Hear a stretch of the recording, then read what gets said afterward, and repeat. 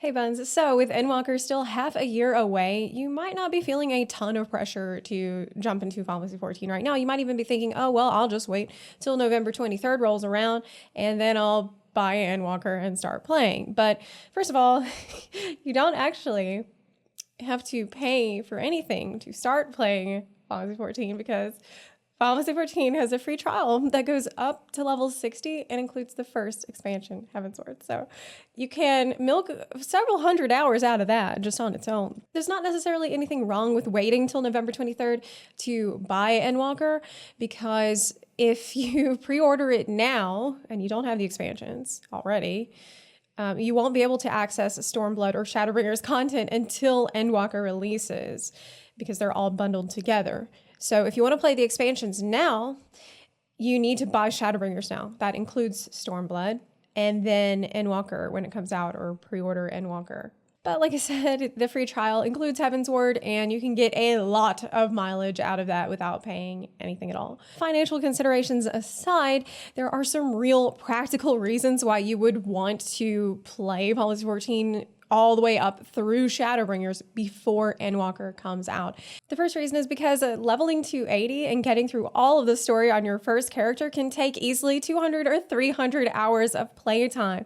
Now that might sound overwhelming at first, but please understand that these are 200 hours that are meant to be enjoyed and relished, and that you get to do only once. It's really enjoyable. Like, I wish I could go back and do it all again for the first time, but I mean, to properly enjoy it, to play it the way it is designed to be played, which is as a Final Fantasy game, you know, smelling the roses along the way, yeah, it's going to take 200, maybe 300 hours. I remember, well, I don't know if it's really comparable, but I started in Heavensward and I was playing pretty, I guess, fairly casually. And it took me maybe 2 or 3 months to get to max level. And that's just on your first job. Now, alt jobs, the second, or, the second, third, fourth jobs, like any other jobs that you decide to level, those are not going to take as long because you've already got through all the story. It might take, I don't know, 30, 40 hours. That's just like a random guess for alt jobs. There are a lot of systems in place to help speed up the alt job leveling process. And that's something to keep in mind too. You don't know how many other jobs you might level before you find the one that you decide to main, because the odds that you are going to actually stick with that first job that you played to max level, like that's going to be your main for Endwalker. I mean, it's kind of unlikely. It's kind of like deciding to marry the first girl you date. Like, it could happen, and it's really lucky for you if that happened, but you might want to look around. You might want to try some of the other playstyles that are available. Having alt jobs leveled is a really good idea in general, especially going into a new expansion where there's going to be a lot of new content that everybody wants to get into. If you can play more than one role, if you play a healer and a tank and a DPS, that's going to massively expand the number of groups you will be able to actually get into in Party Finder. And don't forget that if you get all of your battle jobs to 80, you actually earn an Amuro mount. So on top of making sure that you've given yourself enough time before the expansion to leisurely get to level 80 and not feel rushed, even have time to check out other jobs, you might also want to get your Relic Weapon for Shadowbringers before Endwalker comes out. The reason I say that is because there are a lot of quest items that you need to assemble the Relic Weapon for Shadowbringers that require a giant group of people all working together. Right now, everyone is doing that. It's like the thing that everybody in game is doing.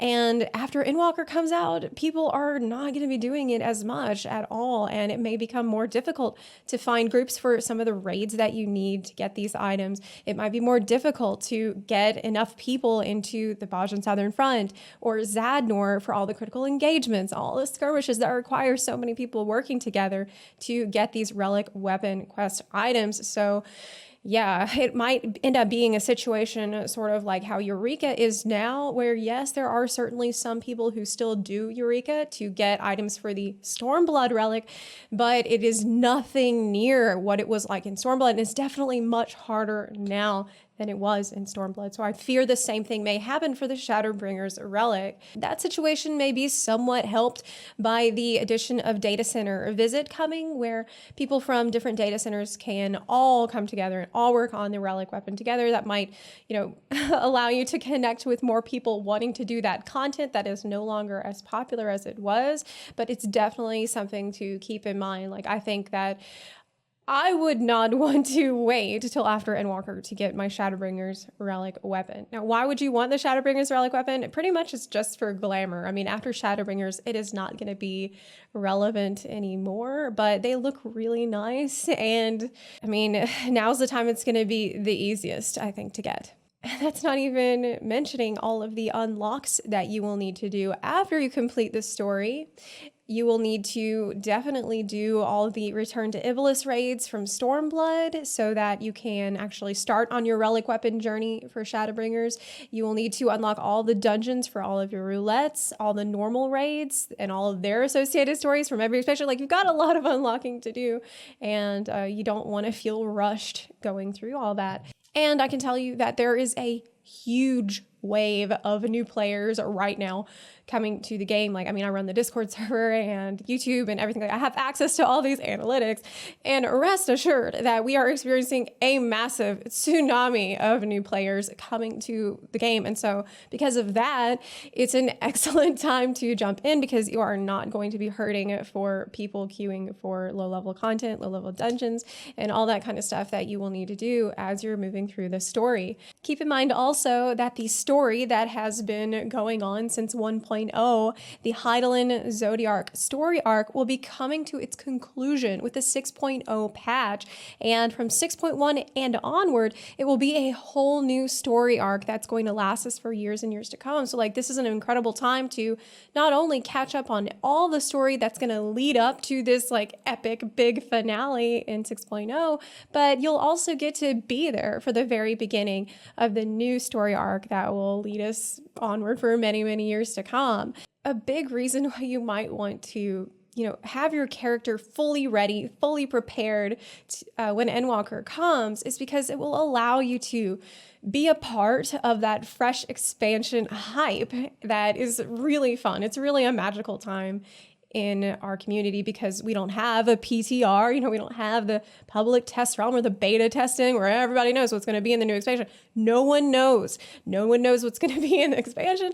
No one knows what's going to be in the story. And so because of that, we all get to experience it together, and it is something really, really special. And it's something that, obviously, you'll still be a part of it if you're not at max level at the time that Endwalker comes out, but you will not have to worry about getting spoiled if you're able to go through the story at the same time as everyone. Oh, and if you're thinking about playing the new job Reaper or the new job Sage, both those new jobs coming in Endwalker, then you might want to, for Sage, try out Scholar, see what a shield healer is like, because we know Sage will be a shield healer. For Reaper, you might want to play Dragoon a bit, because we know it will be a maiming job. At the very least, you'll be able to collect some maiming glamour, some maiming gear that a Reaper could use. This game also has a lot of seasonal events upcoming soon, like the Moonfire Fair, it's happening in August, the Make It Rain event happening in July, and those are recurring events that happen at the same time every year,